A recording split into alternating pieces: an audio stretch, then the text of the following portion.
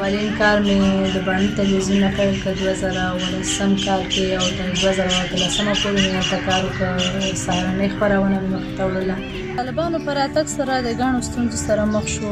ډېر کله مو چې احساس وکړ چې ستونزې مو ډېرې دي او تهدیدات شو، نو کوښښ مو وکړ چې د پاکستان ویزه واخلو. ویزه مو هم ډېره په سخته ترلاسه کړله او کوښښ مو وکړ چې دلته یو څه لاره د بهر تګ ځان ته پیدا کړو. داسې وخت راغی چې زموږ د کورنۍ نه غوښتنه وشوه چې ستاسو لورګانې موږ سره د ودونه وکړي یا د نکاح وکړي.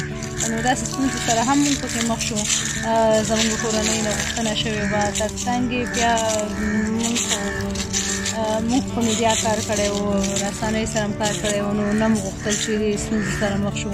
نو ما وغوښتل چې بهر راشم. هغه وخت مې دا پرېکړه وکړه چې باید بهر راوځم، ځکه ما هېڅکله دا فکر هم نه دی کړی چې یو مخالفه ګروه به راځي او بیا به موږ هغوی سره حتی به دې حد ته به ورسېږي چې د ژوند پرېکړه مو ورسره هغه مشترک ژوند چې موږ پیلوو هغوی سره به پیلوو. نو دا خو موږ هېڅکله خپل ذهن ته نه راولو.